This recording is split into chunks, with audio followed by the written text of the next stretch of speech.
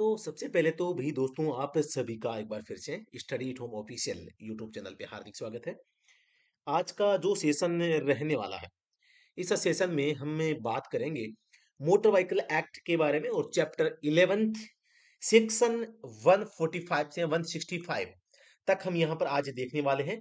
तो जो भी साथी इसका जो सेशन जो पहला हमने सबसे पहले लिया था, फिर दूसरा सेशन लिया था, फिर आपका दूसरे में लाइसेंस हो गया था, तीसरा और चौथा यहाँ पर एक साथ हो गया था, और इसके बाद में 5, 6, 7 इसका एक सेशन हो गया था, 8, 9 और 10 इसका भी एक सेशन हो गया था, मतलब कि 3, 2, 5 ये आज हमारा छठवां सेशन है, सिक्स्थ जो सेशन है मोटर व्हीकल एक्ट को लेकर है।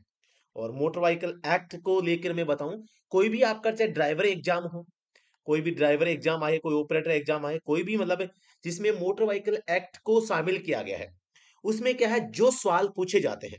मैं आपको एक चीज बताना चाहूंगा, चाहे वो ड्राइविंग लाइसेंस हो, चाहे आरसी हो, फिटनेस हो, इंश्योरेंस हो, चाहे आपका पीयूसी हो, ठीक है, चाहे आपका इंश्योरेंस आ गया, ठीक है, चाहे आपका परमिट का हो, और चाहे आपका टैक्स का हो, ठीक है, और चाहे आपका डीएल भी आ गया, ठीक है।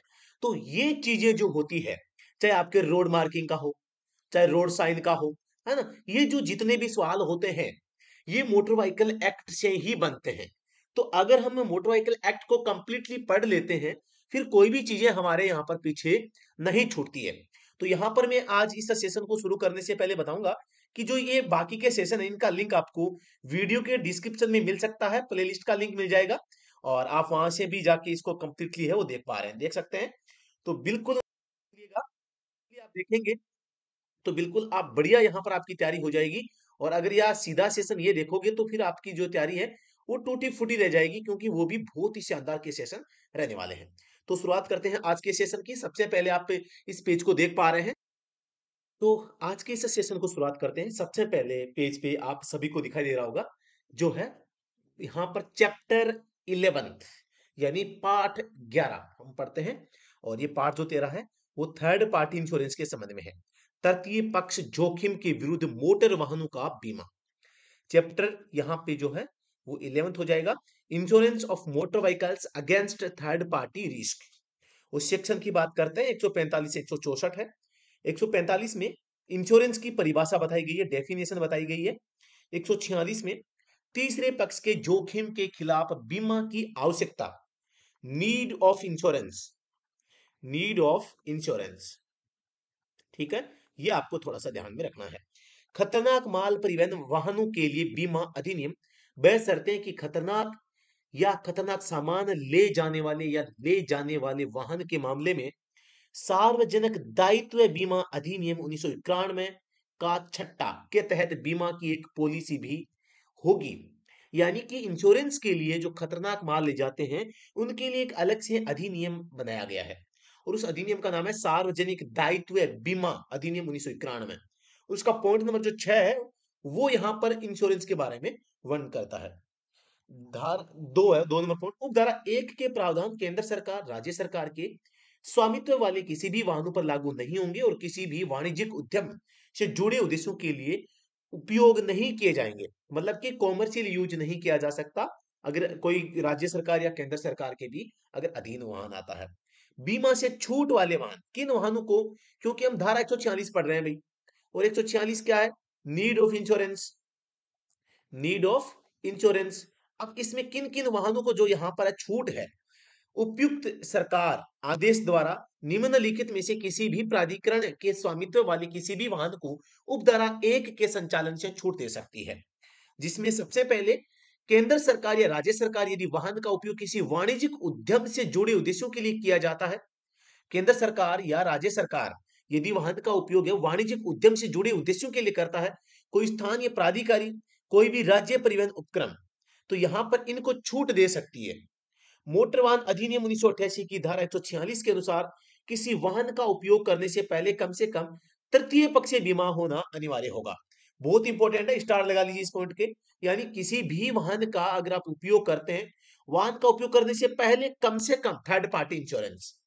मोटर वाहन अधिनियम 1988 के धारा 196 के अनुसार कोई भी चालक ऐसे वाहन को नहीं चलाएगा जिसका कम से कम थर्ड पार्टी बीमा नहीं हो, यदि बिना बीमा के वाहन को चलाता है तो धारा 196 के अनुसार प्रथम बार में 2000 का जुर्माना, 3 माह की जेल अथवा दोनों का प्रावधान है। दूसरी बार में आप देख पा रहे हैं 4000 रुपए जुर्माना, 3 माह की जेल अथवा दोनों का प्रावधान किया गया है।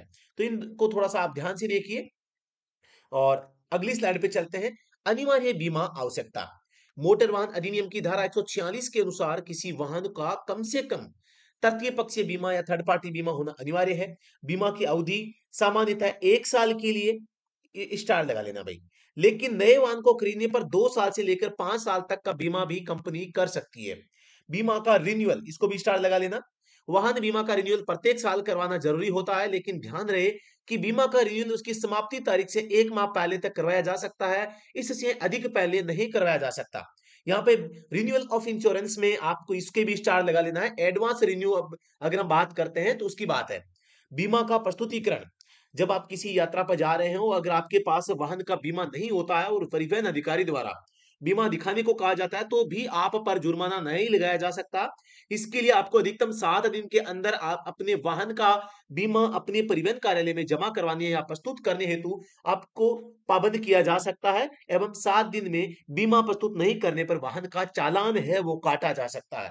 तो ये भी आपको थोड़ा सा यहाँ पर ध्यान देने वाली बात है, ये 7 दिन वाला कि इंश्योरेंस नहीं दिखाया आपने, फिर आरटीओ आपको पाबंद कर सकता है दिखाने के लिए, तो कितने दिनों के भीतर आप जो है इंश्योरेंस आरटीओ कार्यालय में जमा करवाएंगे। और यहां पर धारा 147 है, नीतियों की आवश्यकता, दायित्व की सीमाएं। धारा 48 से 100, पारस्परिक देशों में जारी बीमा पॉलिसियों की वैधता। तीसरे पक्ष के जोखिमों के संबंध में बीमित व्यक्तियों के खिलाफ निर्णय और पुरस्कार को संतुष्ट करने के लिए बीमाकर्ताओं के कर्तव्य, यानी बीमा कंपनी के कर्तव्य क्या होने चाहिए। बीमा कंपनी द्वारा निपटान और उसके लिए प्रक्रिया। बीमा कंपनी दावेदार से या दुर्घटना सूचना रिपोर्ट के माध्यम से अन्यथा दुर्घटना की जानकारी प्राप्त होने पर ऐसी दुर्घटना से संबंधित दावों का निपटान करने के लिए एक अधिकारी को नामित करेगी। भुगतान बीमा कंपनी द्वारा निपटान के ऐसे रिकॉर्ड की तारीख से अधिकतम 30 दिनों की अवधि के भीतर किया जाएगा। कोई भी क्लेम होगा, वो क्लेम कब तक करना आवश्यक है, आपको 30 दिनों के भीतर भीतर 30 डेज जो क्लेम है आपको यहाँ पर सुपुर्द हो जाएगा। जितनी भी राशि कोर्ट ऑर्डर से या ऐसे अगर जो ब्लेम हुई क्लेम की गई है वो राशि 30 दिनों के भीतर आपको दे दी जाएगी। बीमित व्यक्ति के दिवालियेपन पर बीमाकर्ताओं के विरुद्ध तृतीय पक्षों के अधिकार। धारा 150 है कि बीमित व्यक्ति के दिवालियेपन पर बीमाकर्ताओं के विरुद्ध जो है तृतीय पक्षों के अधिकार भी यहाँ पर होते हैं। और धारा 151, बीमा के संबंध में सूचना देने का कर्तव्य। एक जो मालिक होगा, ड्राइवर होगा, वो बीमा के संबंध में पूरी जानकारी उपलब्ध करवाएगा। बीमाकर्ताओं और बीमित व्यक्तियों के बीच समझौता, जैसे कंपनी होगी और जैसे हमने बीमा करवा रखा है, जो एक तो जो मतलब पर्सन जो है इंजर्ड है या पीड़ित व्यक्ति है, एक बीमा कंपनी है, तो दोनों के बीच में समझौता कोर्ट करवाता है कई बार।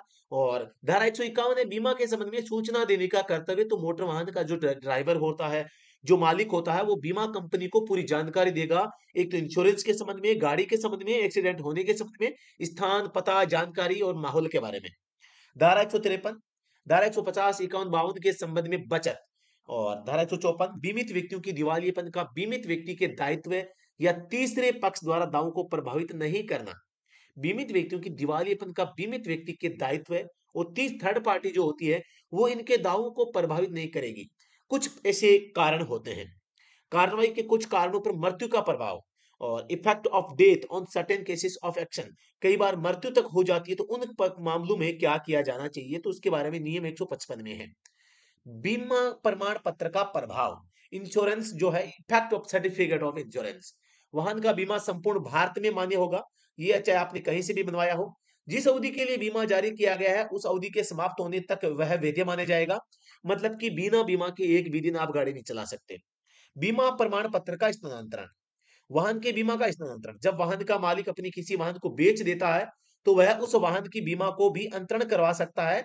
इसके लिए वाहन बेचने के 14 दिनों के भीतर ऐसी सूचना बीमा कंपनी को देनी होती है। मतलब आप बीमा को ट्रांसफर भी कर सकते हैं। माना कि आपने 1 लाख की इंश्योरेंस करवा ली, फिर आपने गाड़ी को बेच दिया है, तो बीमा कंपनी आपको जो आप नई गाड़ी लेके आएंगे उसके ऊपर आपके इंश्योरेंस को ट्रांसफर कर सकते हैं।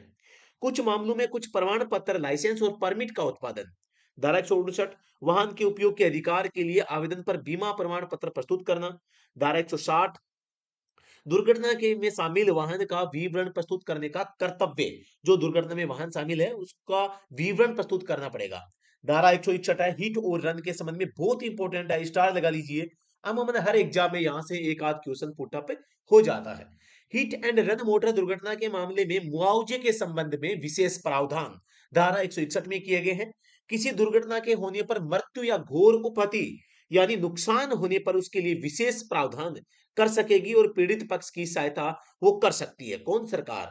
और हिट एंड रन मामला, पॉइंट नंबर 2 यहां पर आप देख पा रहे हैं, हिट एंड रन मामला। तो अब हम हिट और रन मामले के बारे में जानकारी प्राप्त करेंगे। सबसे पहले इसकी परिभाषा देख लेते हैं कि हिट एंड रन मामला क्या कहलाता है। नाम से पता चल रहा है, हिट यानी मारना, रन यानी भागना, मतलब मार कर भाग जाना हिट एंड रन मामला कहलाता है। और टक्कर मारकर भागने संबंधी मोटर दुर्घटना से ऐसे मोटर यान के उपयोग से ऐसी दुर्घटना अभिप्रेत है जिनकी पहचान इस प्रयोजन के लिए युक्ति युक्त प्रयत्न के करने के बाद भी अभी निश्चित नहीं की जा सकती। मतलब कि जो पहचान है दुर्घटना करने वाले व्हीकल की, उसकी युक्ति युक्त अगर आप जांच करते हैं तो भी उसकी पहचान नहीं हो पाती है, ये बात इसमें बोली गई है। अन्य नाम है टक्कर मारना और भाग जाना। ऐसा वाहन जो दुर्घटना में शामिल है और दुर्घटना करके गायब हो जाता है, साथ ही युक्ति युक्त जांच करने पर भी दुर्घटना करने वाले का पता नहीं चल पाता है, ऐसे मामलों को हिट और रन मामला कहा जाता है। तो आप जान गए होंगे हिट एंड रन होता क्या है एक्चुअल में, और इसका उल्लेख धारा 161 में किया गया है। मोटर व्हीकल एक्ट 1988 में हिट एंड रन मामलों के प्रतिकर राशि, मतलब हिट एंड रन मामले अगर आ भी गए तो यहां पर इनके लिए प्रतिक्रम यानी मुआवजा जो है वो राशि क्या होनी चाहिए। तो ये राशि मृत्यु की स्थिति में 25,000, घायल होने की स्थिति में 12,500 है। लेकिन ये जो राशि है 2019 से पहले, 2019 से पहले की राशि है। 2019 में इस राशि को बदल दिया गया है। इस संशोधित एक्ट 2019 के तहत हिट एंड रन मामलों में मुआवजा राशि को बढ़ा दिया गया है। अब ये जो राशि है वो कितनी हो गई है, तो सबसे पहले आप देख पा रहे हैं मृत्यु होने की स्थिति में जो है 25,000 रुपए से बढ़ाकर 2 लाख रुपए कर दिए गए हैं। और गंभीर रूप से घायल होने पर आप देख पा रहे हैं 12,500 रुपए से बढ़ाकर 50,000 रुपए तक सहायता राशि का प्रावधान किया गया है। मतलब कि इस राशि को बढ़ा दिया गया है। स्वर्णिम काल के लिए scheme, scheme for golden over, golden over के लिए जो स्कीम होती है वो यहाँ पर बनाई गई है। गोल्डन ओवर आप जानते होंगे, गोल्डन ओवर स्वर्णिम घंटा, यानी कि कोई भी अगर दुर्घटना हो गई है तो उसका पहला जो घंटा होता है उसमें जो घायल व्यक्ति है उसकी जान को बचाया जा सकता है, उसके नुकसान को कम किया जा सकता है। इसके लिए प्रथम घंटे में हमें ज्यादातर थोड़ा सा सावधानी बरत के उसको है तुरंत प्रभाव से उसकी सहायता करनी चाहिए, ताकि उसकी जान है और माल है उसकी सुरक्षा की जा सके और उसकी जान को बचाया जा सके। तो गोल्डन ओवर के दौरान किसी घायल व्यक्ति के उपचार के लिए सरकार उपबंध है वो कर सकेगी। इसके संबंध में धारा 162 में यहाँ पे लिखा गया है। लेकिन एक्चुअल में ये तो स्कीम फॉर गोल्डन ओवर, ये तो स्कीम है, यानी स्कीम बनाई गई है। लेकिन एक्चुअल में जो गोल्डन ओवर का जो परिभाषा दी गई है वो कहां पर दी गई है आपको पता होना चाहिए। धारा 2 की उपधारा 12 कै के तहत यहाँ पर गोल्डन ओवर के रूप में इसकी परिभाषा बताई गई है। एक आपको मोस्टली पूछा जाता है गुड सिमेरिटन, गुड गुड सिमेरिटन, गुड सिमेरिटन जो है यहाँ पर इसका उल्लेख धारा 134 ए में किया गया है। नेक व्यक्ति हम जिसे कहते हैं। तो ये दोनों आपको गोल्डन और गुड सिमेरिटन के बारे में थोड़ा सा ध्यान कर रखना है, आपस में कंफ्यूज नहीं होना, दोनों अलग अलग चीजें हैं। धारा 163 है, हिट एंड रन मोटर दुर्घटनाओं के मामले में मुआवजे के भुगतान की योजना। हिट एंड रन में जो मुआवजा दिया जाता है वो कितना और कैसे होगा, इसकी जो योजना है वो धारा 163 में लिखी गई है।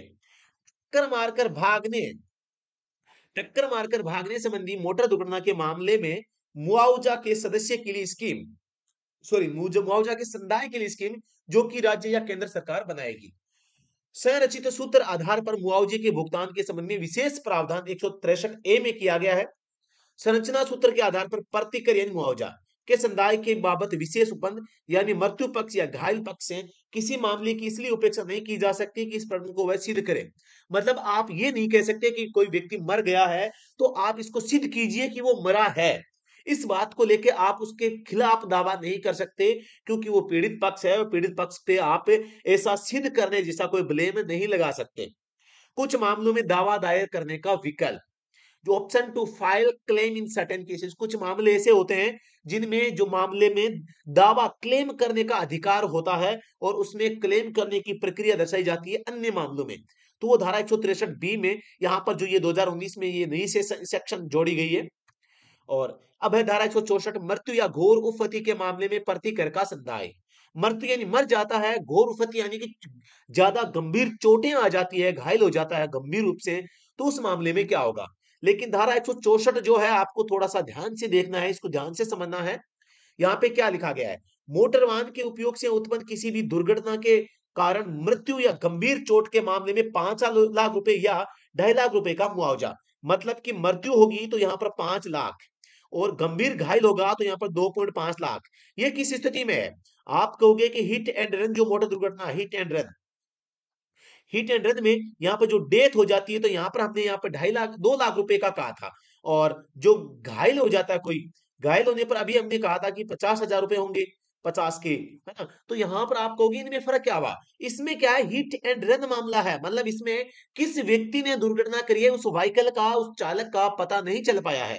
लेकिन जो ये केस है धारा 164 में, ये एक जनरल केस है जिसमें ड्राइवर की गाड़ी की पहचान हो जाती है। अब ये अगर पहचान हो गई, कोई व्यक्ति की मृत्यु हो गई, तो यहाँ पर मृत्यु जिस व्यक्ति की हुई है उसके परिवारजनों को 5 लाख रुपए का क्लेम यहाँ पर देना पड़ेगा। अब यहाँ पर देखो बात आती है इंश्योरेंस की, यहाँ पर इंश्योरेंस काम आएगी। अगर गाड़ी का इंश्योरेंस हो रखा है तो ये जो 5 लाख रुपए है वो बीमा कंपनी देगी। कौन देगी, कंपनी। और इंश्योरेंस अगर नहीं है तो फिर मालिक भरेगा, भी ड्राइवर नहीं, मालिक भरेगा। तो ये थोड़ा सा आपको यहाँ पर ध्यान में रखना है, ये बहुत इंपॉर्टेंट चीज है। यानी धारा 161 हिट एंड रन में और धारा 164 के तहत मृत्यु और गंभीर रूप से घायल होने में जो मुआवजे में जो ये डिफरेंस है, ये आपको समझना है।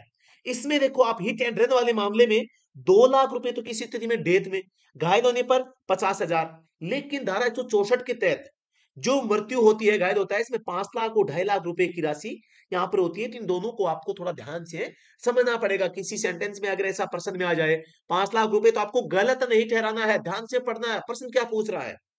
ऐसा पूछे किसी दुर्घटना में एक जो वाहन का मालिक है वो पकड़ा जाता है, वाहन की पहचान हो जाती है, और मृत्यु के मामले में मुआवजा राशि क्या हो सकती है, तो 5 लाख बताना है भी आपको, 2 लाख नहीं। 164 ए, दावाकर्ताओं के लिए अंतरिम अनुतोष हेतु स्कीम। धारा 164 बी, मोटरयान दुर्घटना निधि। ये बहुत गजब की चीज है भाई, स्टार लगा लेना भाई इसके, 164 के भी स्टार लगा लो और 164 बी के भी लगा लो। ये जो मोटरयान दुर्घटना निधि है, निधि का मतलब क्या है, फंड है, एक प्रकार का फंड यहाँ पर तैयार किया गया है कि भी कोई भी अगर ऐसे केस आ गए, हिट एंड रन मामले इस प्रकार के आसपास की जो पर्सन है, तो यहाँ पर वो एक फंड तैयार किया गया है, उस फंड से राशि दी जा सकेगी। ऐसे कौन देगा, घर से तो कोई देगा नहीं, है ना। तो इस फंड में से जो हिट एंड रन की राशि होगी वो यहाँ पर दी जाएगी, बीमा कंपनी देगी नहीं, क्योंकि पहचान हुई नहीं है किसने टक्कर मारी है ना। तो ये ध्यान रखना है। तो केंद्र सरकार एक निधि गठन करेगी, निधि का मतलब है फंड, फंड की मतलब कि जो है यहाँ पर निधि आयोग या निधि का गठन करेगी, जिसे मोटर वाहन दुर्घटना निधि कहा जाएगा। इसमें जमा किया जाएगा और उसमें राशि जमा की जाएगी। केंद्र सरकार द्वारा अधिसूचित और अनुमोदित प्रकृति का भुगतान, केंद्र सरकार द्वारा निधि को दिया गया कोई अनुदान या ऋण, धारा 163 के तहत बनाई गई योजना के तहत की बनाए गए फंड का शेष, जैसा कि मोटर वाहन संशोधन अधिनियम 2019 के शुरू होने से ठीक पहले था, और आय का कोई अन्य स्रोत जो केंद्र सरकार द्वारा निर्धारित किया जा सकता है। तो ये मोटर यान दुर्घटना निधि है, वो यहाँ पर इसके का गठन किया जाएगा। इस कोष का गठन भारत के क्षेत्र में सभी सड़क उपयोगकर्ताओं को अनिवार्य बीमा कवर प्रदान करने के उद्देश्य से यहाँ पर किया जाएगा। निधि का उपयोग निम्नलिखित के लिए किया जाएगा, अर्थात धारा 162 के तहत सरकार द्वारा बनाई गई योजना के तहत सड़क दुर्घटनाओं में घायल व्यक्ति का उपचार। देखो धारा 162 का उल्लेख किया गया ना, धारा 161 सॉरी 62 में हिट एंड रन, यहां पर यह आ गई है हिट एंड रन, ठीक है। धारा 161 के तहत बनाई गई योजनाओं हिट एंड रन मोटर दुर्घटनाओं में मारे गए व्यक्ति के प्रतिनिधियों को मुआवजा। देखो धारा 161 में भी जो है यहाँ पर हिट एंड रन का मामला है, मारे गए व्यक्ति, तो दोनों में ही यहाँ पर घायल और मृत्यु। धारा 161 के तहत बनाई गई योजनाओं के अनुसार हिट एंड रन दुर्घटना में गंभीर रूप से घायल व्यक्ति को मुआवजा राशि दी जाएगी। धारा 162 क्या है ये देख लेते हैं। स्वर्णिम काल के लिए स्कीम, अच्छा स्वर्णिम काल के लिए स्कीम का मतलब है यहाँ पर जो ये निधि होगी, ये जो फंड होगा, इसका उपयोग कहां पर करेंगे। धारा 162 का मतलब है गोल्डन आवर, गोल्डन आवर जो होगा, इसमें जो हॉस्पिटल में हम मरीज को दिखाएंगे, तो जो हॉस्पिटल का खर्च आएगा, खर्चा किसका? हॉस्पिटल का। वो देंगे धारा 162 के तहत, ठीक है। और धारा 161 ये क्या है? हिट एंड रन है। हिट एंड रन, समझ गए ना? मतलब कि इस निधि का प्रयोग हम 162 यानी कि गोल्डन आवर यानी दुर्घटना के तुरंत बाद 1 घंटा जो होता है, इसमें जो हम व्यक्ति को हॉस्पिटल में इलाज करवाएंगे उसका खर्चा। धारा 161 में कोई व्यक्ति मारा गया तो हिट एंड रन के तहत 2 लाख रुपए का क्लेम। कोई घायल हो गया तो 161 के तहत 50,000 का क्लेम। 164 सी केंद्रीय सरकार की नियम बनाने की शक्ति यहां पर जो है दी गई है। ये भी धारा नहीं जोड़ी गई है भाई, ठीक है। तो ये निधि का गठन, ये बहुत इंपॉर्टेंट चीज है भाई, आप याद रखना। तो यहाँ पर अगले जो स्लाइड है वहां पर हम चलते हैं और अगली स्लाइड पे चलते हैं। आज का हमारा जो टॉपिक है यहाँ पर समाप्त तो होता है और हमने इंश्योरेंस के बारे में ऑलमोस्ट सारी चीजें यहाँ पर जान ली है, कुछ भी चीजें पीछे नहीं छोड़ी है। और 20 मिनट के आसपास का सेशन रहा है, बहुत ही गजब का सेशन है और बहुत ही शानदार तरीके से हमने इंश्योरेंस के बारे में काफी सारी चीजें, हिट एंड रन के मामले में काफी सारी चीजें यहाँ पर जानने का प्रयास किया। बिल्कुल आपको ये समझ में आया होगा और उम्मीद करता हूं कि आप इन चीजों को समझकर सीख गए होंगे। दोस्तों ये जानकारी अगर आपको समझ में आई है तो बिल्कुल आप इस वीडियो को लाइक और शेयर कर सकते हैं और एक अच्छा वाला कमेंट आप हमारे लिए लिख सकते हैं। दोस्तों इस क्लास की पीडीएफ आपको study at home Android application है, इसके ऊपर आपको मिल जाएगी, तो वहां से भी प्राप्त कर सकते हैं। और बाकी बताना चाहूंगा, मोटर व्हीकल एक्ट को लेके कंप्लीट ई बुक हमने जो लॉन्च कर रखी है उसको भी आप प्राप्त करना चाहते हैं तो उसकी भी कंप्लीट पीडीएफ जो है स्टडी एट होम जो एंड्रॉइड एप्लीकेशन है वहां पर आपको मिल जाएगी। तो जी हाँ दोस्तों, अभी के लिए इतना ही। फिर से मिलते हैं नेक्स्ट वीडियो में, तब तक के लिए धन्यवाद। Thank you so much.